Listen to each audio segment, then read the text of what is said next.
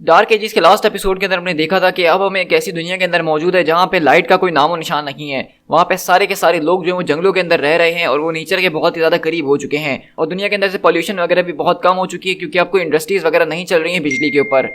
लेकिन इसी तरह हमने देखा कि हमें पता चलता है कि यहाँ पे दरअसल 2-3 अलग अलग ग्रुप्स बने हुए हैं जो कि अपने अपने तौर से दुनिया के अंदर बिजली लाने की कोशिश कर रहे हैं। जहाँ पे हमने किंगडम ऑफ वकांडा को देखा था जहाँ पे सारे बड़े बड़े माइंड जो है वो एक साथ मिलकर काम कर रहे थे, यहाँ तक कि डॉक्टर डूम भी उनके साथ ही थे। लेकिन इसी के बाद हमने यहाँ पे देखा कि किस तरह से एपोकलिप्स जो है जिसमें उसने सारे के सारे सुपर हीरोज को अपनी साइड पे कर लिया, उनका माइंड वॉश करके पर्पल मैन के जरिए। और इसी तरह हम देखते हैं कि लास्ट एपिसोड के अंदर टोनी स्टार्क को भी वो अपनी साइड पे कर लेता है।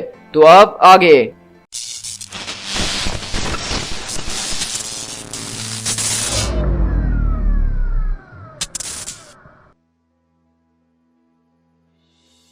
तो इसी तरह हमारी कहानी की शुरुआत बेसिकली आज स्पाइडरमैन की नरेशन के साथ होती है। जिस तरह ये पूरी की पूरी कहानी हमें स्पाइडरमैन ही सुना रहा है। कभी एक वक्त हुआ करता था जब ये सब कुछ जल के राख नहीं हुआ था और उस वक्त हमें सब कुछ बिल्कुल ठीक लगा करता था। और इसी तरह हम देखते हैं कि यहाँ पे जॉनी स्टॉर्म बेसिकली जोर से फ्लेम ऑन बोल के अपनी पावर को एंगेज कर रहा होता है और हम देखते हैं कि बेसिकली वो यहाँ पे अपनी किसी सुपर विलन से लड़ने के लिए पावर्स का इस्तेमाल नहीं कर रहा है बल्कि वो बच्चों को वहाँ पे कैटल को गर्म करने के लिए अपनी पावर्स का इस्तेमाल कर रहा है। और इसी तरह हम देखते हैं कि यहाँ पे सारे के सारे बच्चे जो हैं इनकी एक तरह की यहाँ पे पार्टी वगैरह चल रही है और वहीं से देखते हैं कि बच्चे जॉनी की पावर को देख के काफी ज्यादा फैसिनेटेड हो जाते हैं। जॉनी बोलता है कि देखा कि किस तरह से मैंने तुम्हारी कैटल को बॉईल कर दिया डैनी, एक बार मैं इतना ज्यादा गर्म हो गया था कि मैं गैलेक्टस के आर पार उसको मेल्ट करता हुआ चले गया था, तुम जानती हो ना। तो वहीं से वो बोलती है कि ये गैलेक्टस क्या होता है। तो जॉनी बोलता है कि तुम्हें गैलेक्टस के बारे में नहीं पता कि वो कौन है। तो हम देख रहे हैं कि हमें यहाँ पे ये बताया जा रहा है कि इस यूनिवर्स के अंदर जो गैलेक्टस है वो मर चुका है और उसको जॉनी स्टॉर्म ने मारा है। तो ये सच में एक बहुत ही बड़ा फीट है। वहीं से देखते हैं कि पीटर चिल्लाता है कि भाई ये बच्चों की टी पार्टी चल रही है, हमें उनको यहाँ पे प्लैनेटरी थ्रेट्स के बारे में नहीं बताना है। और हम देखते हैं कि यहाँ से बेसिकली पीटर जो है लूक केज वगैरह के साथ बैठ के वो लोग यहाँ पे अपनी चाय वगैरह को एंजॉय कर ही रहे होते हैं। और इसी तरह हम देखते हैं कि मे बोलती है कि ये आपने बहुत ज्यादा जबरदस्त तरीके से इस कैटल को यहाँ पे बॉईल करा है अंकल, ये सच में आपकी पावर्स बहुत ज्यादा ऑसम है। और इसी तरह हम देखते हैं कि लूक केज यहाँ पे सबको चाय निकाल के दे रहा होता है और वो यहाँ पे पी रहे होते हैं। लेकिन इसी तरह हम देखते हैं कि जब यहाँ पे पार्टी चल रही होती है तो अगले पल वहाँ पे जेसिका जोन्स आती है जो कि इस वक्त बहुत ज्यादा परेशान लग रही होती है। तो पीटर उसकी तरफ देखता है और पूछता है कि आखिरकार यहाँ पे क्या हुआ है, तुम इतना परेशान क्यों हो। और यहाँ से हम लोग सीधा अल्केमिस्ट केव के अंदर शिफ्ट होते हैं, यानी कि ये वो जगह है जहाँ पे टोनी स्टार्क और पेपर पॉट्स इस वक्त रह रहे थे। और वहीं से पेपर बताती है कि कल रात टोनी वापसी लौट कर नहीं आया, स्टीव रॉजर्स कल यहाँ पे आए थे और वो दोनों आपस में कुछ बात करने के लिए टहलने के लिए गए थे, लेकिन उसके बाद वो कभी लौट के वापसी ही नहीं आए। इसी तरह हम देखते हैं कि यहाँ पे ब्लेड, वुल्वरीन यानी कि X-23 और यहाँ पे एक और म्यूटेंट गैबी मौजूद है जो कि यहाँ पे आके सारी की सारी चीजों को चेक कर रहे होते हैं। तो वहीं से X-23 सूंघती है और कहती है कि मैं सैंड को जानती हूँ। और वहीं से गैबी बोलती है कि वो कैप्टन अमेरिका नहीं थे। तो पेपर बोलती है कि तुम आखिरकार क्या बात कर रही हो गैबी, वो कैप्टन अमेरिका ही थे, मैं उनसे खुद मिली हूँ। तो कहती है कि कैप्टन अमेरिका की जो खुशबू है वो एक पुराने ओक ट्री की तरह होती है, लेकिन यहाँ पे जो खुशबू आ रही है वो कैप्टन की नहीं है। और अगले हम देखते हैं कि यहाँ से X-23 को पता चल जाता है कि वो खुशबू किसकी है और कहती है कि वो मिस्टीक की खुशबू है। और अगले बार हम देखते हैं कि वो लोग स्ट्रेल को फॉलो करते हुए वहाँ पे आगे जंगल की तरफ बढ़ते हैं। और X-23 बताती है हम लोग भी कल रात जो है जंगल की दूसरी तरफ जबरदस्त किस्म के होड़ से मुकाबला कर रहे थे, शायद ये जानबूझ के किया गया था ताकि एक डाइवर्जन क्रिएट की जा सके और वो टोनी स्टार्क को यहाँ से ले जा सके। टोनी ठीक यहाँ पे गिरा था, यहाँ पे इसको नॉकआउट किया गया था, उसका थोड़ा बहुत खून भी बहा था लेकिन ज्यादा नहीं। लेकिन यहाँ पे मिस्टीक अकेले नहीं आई थी, उसके साथ कुछ और भी लोग मौजूद थे। और अगले बार हम देखते हैं कि ब्लेड बताता है कि नहीं, यहाँ पे टोनी स्टार्क ने उनसे लड़ने की कोशिश करी है, मैं देख सकता हूँ कि यहाँ पे बहुत ज्यादा वैम्पायर्स की राख पड़ी हुई है। सॉरी पेपर, मुझे माफ कर देना, लगता है कि मैं जानती हूँ कि यहाँ पे कौन आया था और टोनी स्टार्क को कौन लेकर गया है। और इसी तरह हम लोग यहाँ से अगले पल शिफ्ट होते हैं किंगडम ऑफ वकांडा के अंदर, जहाँ पे हम देखते हैं कि बेसिकली पीटर पार्कर वगैरह जो यहाँ पे टिचाला के पास आए हैं ये सारे की सारी बातें उसको बताने के लिए। और इस तरह हम देखते हैं कि डॉक्टर वॉन डूम भी यहाँ पे मौजूद होता है और कहता है कि अगर एपोकलिप्स के हार्ट स्टार्क लग चुका है तो हमें उसको तुरंत ही जो है जाके रिकवर करना ही होगा। तो वहीं से जॉनी स्टॉर्म बोलता है कि तुम्हारे मुंह से ऐसी बात सुनना मुझे काफी ज्यादा सरप्राइज कर रही है कि तुम्हें टोनी की इतनी परवाह कब से होने लग गई। तो हम देखते हैं कि अगले पल वहां पे एक साइंटिस्ट आती है और कहती है कि उसको टोनी की बिल्कुल भी परवाह नहीं है जॉनी, बल्कि उसको अपने सामने एक बड़ा थ्रेट नजर आ रहा है। टोनी स्टार्क इस दुनिया का सबसे ज्यादा ग्रेटेस्ट वेपन्स मेकर माना जाता है जो कि आज तक जिया है। टोनी उससे भी कुछ ज्यादा है लूलेना, अपने आप को ज्यादा डायल्यूट करने की जरूरत नहीं है, उसका दिमाग बना ही डिस्ट्रक्शन के लिए और किसी चीज के लिए नहीं। टिचाला जो ये तुम पैराडाइज बना रहे हो इतनी सुरक्षित तौर पे यहाँ पे सबको लोगों को जमा करने की कोशिश कर रहे हो, वो बहुत जल्द के राख में मिट जाएगा। हमें जो इसको किसी भी कीमत के ऊपर वापसी रिट्रीव करना होगा, क्योंकि अगर एपोकलिप्स के हाथों में स्टार्क लग गया तो वो एक टाइम बॉम्ब की तरह है जो कि कभी भी फट सकता है। और इसी तरह हम देखते हैं कि इसे पेपर बोलती है कि मैं उसके लिए जा रही हूँ, मैं उसको वापसी लेकर आऊंगी। और इसी तरह देखते हैं कि बैकग्राउंड में यहाँ पे पीछे विक्टर वॉन डूम बोलता है कि टिक टिक। तो वहीं से पीटर बोलता है कि अगर पेपर जा रही है तो मैं भी उसके साथ जाऊंगा टोनी को बचाने के लिए। और इस तरह जॉनी बोलता है कि फिर तो मैं भी जाऊंगा, टिक टिक। उसी तरह हम देखते हैं कि यहाँ पे सूजन स्टॉर्म आती है और वो कहती है कि पेपर देखो, हम इस बारे में भी नहीं जानते कि वो जिंदा भी है कि नहीं इस वक्त। और अगर वो जिंदा भी है तो उसको कहाँ पे रखा गया इसके बारे में हमें कैसे पता चल पाएगा। लेकिन अगले बार दोबारा से विक्टर वॉन डूम पीछे से टिक टिक कर रहा होता है। तो ये देख के हम देखते हैं कि वहां पे उसको गुस्सा आ जाता है जॉनी को और कहता है कि बस कर दो अपनी ये टिक टिक, हम समझ चुके हैं कि तुम यहाँ पे ड्रामेटिक इफेक्ट डालने की कोशिश कर रहे हो, लेकिन बड़ी अब बहुत हो चुका है। हमने पिछले कुछ सालों से जो है अपोकलिप्स से मुकाबला करने के बारे में कभी नहीं सोचा। हम हमेशा उससे कॉन्फ्लिक्ट करना नहीं चाहते, उसको अवॉइड करते हुए आए हैं क्योंकि उसके पास जो फोर्सेस हैं वो बहुत ज्यादा खतरनाक हैं। हम इस तरह इतनी आसानी से वहां पे जाके टोनी स्टार्क को लेकर नहीं आ सकते हैं। लेकिन वहीं से हम देखते हैं कि टिचाला बोलता है कि मेरे ख्याल से हमारे पास एक ऐसा इंसान मौजूद है जो कि वहां पे रश इन करके पता लगा सकता है कि टोनी स्टार्क वहां पे किस हाल में मौजूद है या फिर वो जिंदा भी है कि नहीं। इसी तरह पीटर हमें बताता है कि ब्लैक पैंथर ने एक स्काउट को वहां पे भेजा। हमारा बेसिकली आइडिया ये था कि हम कोई सिल्वर को वहां पे भेजेंगे और किसी के डिटेक्ट होने से पहले वो पूरे के पूरे बेस को छानबीन करके हमें पता करके बता देगा कि वहां पे टोनी स्टार्क जिंदा है भी कि नहीं, या फिर हमारे जाके वहां पे कुछ भी हाथ नहीं लगने वाला है। हमने ये सोचा था कि एपोकलिप्स जो है वो कभी भी कोई सिल्वर को डिटेक्ट नहीं कर पाएगा। हमें बिल्कुल ऐसा ही लगा था, लेकिन हमें यह नहीं पता था कि कोई सिल्वर वहां पे कुछ देख के रुक जाएगा। क्योंकि अगले बार हम देखते हैं कि जैसे कोई सिल्वर उनके उस डोम के अंदर घुसता है तो वो सामने अपने बाप मैग्नीटो को देखता है और मैग्नीटो को देख के वो वहां पे रुक जाता है और कहता है कि ये क्या फादर। और हम देखते हैं कि बेसिकली वो यहाँ पे मैग्नीटो का इस्तेमाल करके सारी की सारी इलेक्ट्रिसिटी को प्रोड्यूस कर रहे होते हैं।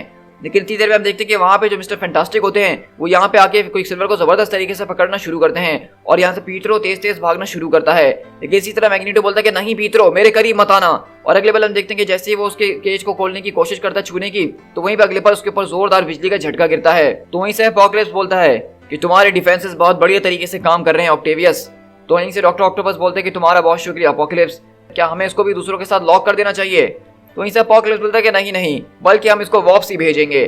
और इसी तरह हमें पीटर बताता है कि हमें इस बारे में नहीं पता था कि इस वक्त हम किस चीज से डील कर रहे हैं। और हम अगले पल देखते हैं कि क्विक सिल्वर यहाँ पे वापसी आ जाता है और कहता है कि टिचाला, तो कहता है कि क्विक सिल्वर आखिरकार तुमने वहां जाके क्या पता लगाया है। तो वहीं से जॉनी बोलता है कि पीटरो आखिरकार तुम बात क्यों नहीं कर रहे हो, क्या गड़बड़ है। तो हमने उस लम्हे के अंदर सेंस कर लिया था कि यहाँ पे शायद कुछ ना कुछ गड़बड़ जरूर है। और इसी तरह कोई चिल्लाती है कि यहाँ पे कुछ गड़बड़ है, तो जीन ग्रे बोलती है कि इसके माइंड के अंदर कुछ चल रहा है। और अगले बार हम देखते हैं कि पीटर का स्पाइडी सेंस भी एक साथ टिंगल करता है। मतलब ये सारे के सारे मूवमेंट जो है एक स्प्लिट ऑफ सेकंड के अंदर हुए हैं कि यहाँ पे सारे के सारे लोगों ने इस बात को डिटेक्ट करा है कि यहाँ पे पीटरो के साथ कुछ ना कुछ मसला है। और अगले बार हम देखते हैं कि पीटरो यहाँ पे जबरदस्त किस्म की ईविल स्माइल लेता है और बहुत तेजी से भागता हुआ सबसे पहले ओकोई की गर्दन तोड़ता है और एक एक करके सारे के सारे मेंबर्स को मारना शुरू करता है। और पीटर बताता है कि वो बहुत ही ज्यादा तेज था, हम उसको रोक नहीं सकते थे। और अगले पल हम देखते हैं कि जॉनी स्टॉर्म वहां पे अपनी पावर्स को ऑन ही कर रहा होता है, यानी कि वो फ्लेम ऑन बोल रहा होता है और उसके ऊपर अपना ब्लास्ट बरसा रहा होता है। लेकिन उससे पहले हम देखते हैं कि क्विक सिल्वर आके उसके सीने के आर पार उस भाले को मार देता है। और ये देख के हम देखते हैं कि सूजन जोर से चिल्लाती है कि जॉनी। और वहीं से हम देखते हैं कि पीटर बताता है कि जीन ग्रे को सिर्फ 1 सेकंड लगा कि वो क्विक सिल्वर के माइंड के अंदर जाके उसको शट डाउन कर सके। और उसी तरह हम देखते हैं कि जीन ग्रे उसके दिमाग के अंदर जाती है और उसको सोने का हुक्म देती है, जिससे वो वहां पे बेहोश होकर गिर जाता है। लेकिन इसी तरह हम देखते हैं कि पीटर बताता है हमें पीटरो को समझ के रोकने में सिर्फ 1 सेकंड का टाइम लगा, लेकिन वो पूरा का पूरा 1 सेकंड वो क्विक सिल्वर के लिए बहुत ही ज्यादा था और उस पूरे के पूरे 1 सेकंड के अंदर हमने बहुत कुछ गवा दिया। और इसी तरह हम देखते हैं कि बेसिकली जॉनी स्टॉर्म का सीना क्योंकि वो चीर चुका है तो उसकी पावर एक तरह से यहाँ पे लीक होना शुरू हो चुकी है और वो क्रिटिकल मास के ऊपर जा रहा है और कहता है कि सू, मैं इसको ज्यादा टाइम तक कंट्रोल नहीं कर सकता हूँ, तो मैं सबको लेके यहाँ से फौरन भागना होगा।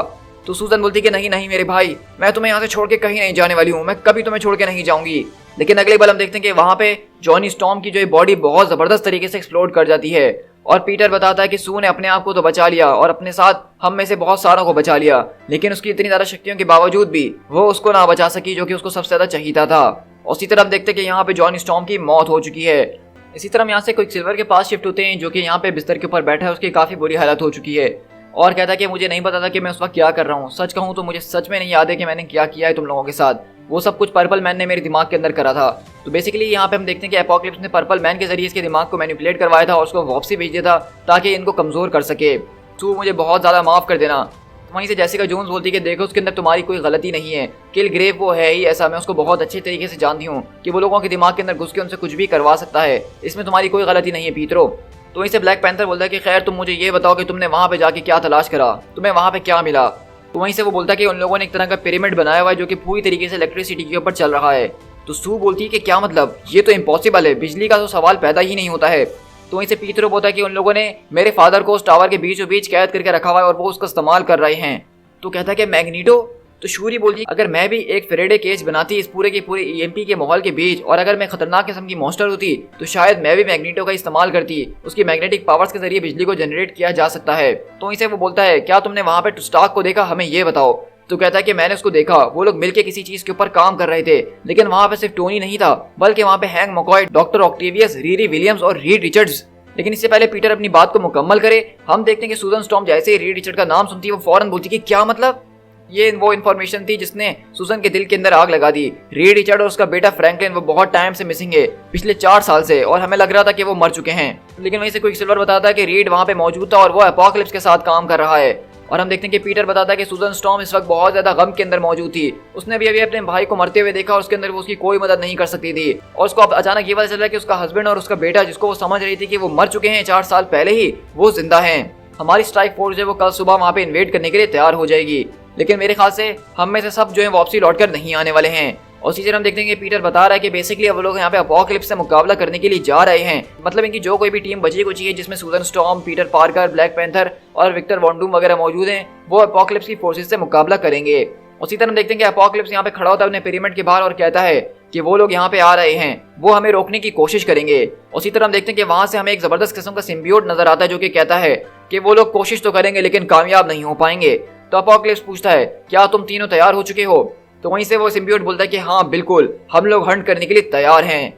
तो हम देख रहे हैं कि अपोकलिप्स यहाँ पे सिम्बियोट से तीनों की बात कर रहा है। तो मुझे तो ऐसा लग रहा है कि यहाँ पे दरअसल ये जो सिम्बियोट है, ये 3 सिम्बियोट्स को मिला के एक सिम्बियोट बनाया गया है जिसके अंदर वेनम, कार्नेज और शायद टॉक्सिन मौजूद हैं, और इसीलिए ये सिम्बियोट इतना ज्यादा खतरनाक नजर आ रहा है। तो हम देख रहे हैं कि अपोकलिप्स की फोर्सेस वो बहुत ही ज्यादा खतरनाक हैं और शायद पीटर और उसके लोगों को क्रश करके रखने वाली हैं। To be continued.